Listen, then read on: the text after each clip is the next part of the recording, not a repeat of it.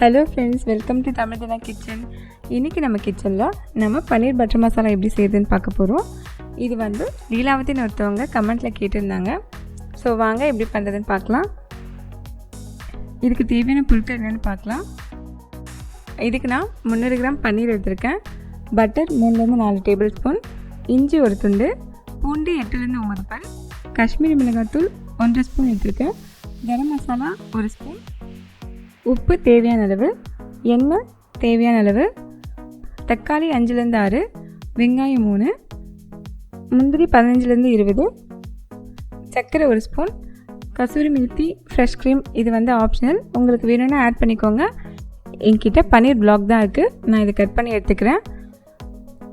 தக்காளி வெங்காயம் இந்த மாதிரி ரஃப்பாக கட் பண்ணிக்கிட்டால் போதும், ஏன்னா நம்ம இதை வேக வைக்க தான் போகிறோம். ஃபஸ்ட்டு பேன் வச்சுக்கலாம். இதில் கொஞ்சமாக தண்ணி ஆட் பண்ணிக்கலாம்.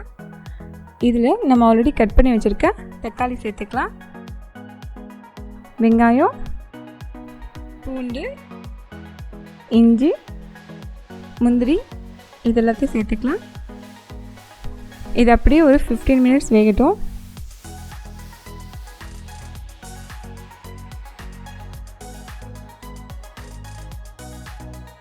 தக்காளி வந்து இந்த அளவுக்கு வேகணுங்க. இங்கே பாருங்கள், தோல் எப்படி பிரிஞ்சு வந்திருக்கு. இந்த மாதிரி நல்லா வெந்து தோல் தனியாக பிரிஞ்சு வரணும். அது வரைக்கும் நல்லா வேக வச்சுக்கோங்க. இதை நான் ஒரு பிளேட்டில் மாற்றி ஆற வச்சிடுறேன்.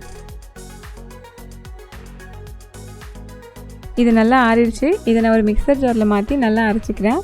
இந்த மாதிரி ஃபைனாக அரைச்சிக்கோங்க. அப்போ தான் வந்து உங்களுக்கு அந்த ஃபைனல் பன்னீர் பட்டர் மசாலா கிரேவி வந்து ரொம்ப ஸ்மூத்தாக நல்லாயிருக்கும். இப்போ நம்ம கிரேவி பண்ண ஸ்டார்ட் பண்ணிடலாம். இதுக்கு நான் பேன் வச்சுக்கிறேன். இதில் 2 பிளாக் பட்டர் போட்டுக்கிறேன்.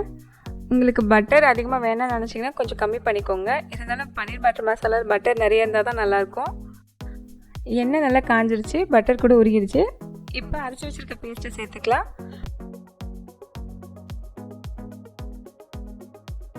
இப்போ இதில் நம்ம எடுத்து வச்சுருக்க மிளகாத்தூள், கரம் மசாலா, உப்பு இதெல்லாம் சேர்த்துக்கலாம்.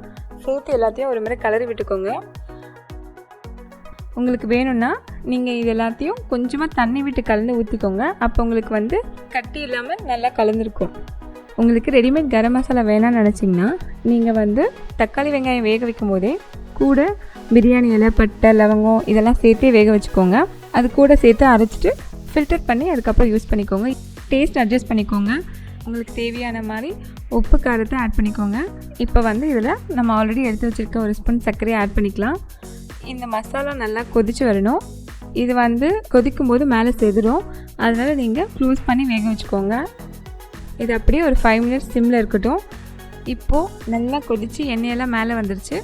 இந்த ஸ்டேஜில் நான் பன்னீர் ஆட் பண்ணிக்கிறேன். பன்னீர் ஆட் பண்ணி ஒரு 3 to 4 மினிட் வந்து அப்படியே சிம்மில் வச்சுக்கலாம்.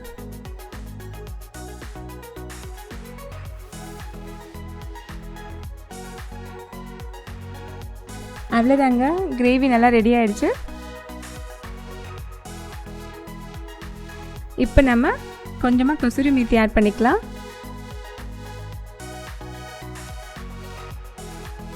கொஞ்சமாக ஃப்ரெஷ் க்ரீம் சேர்த்துக்கலாம்.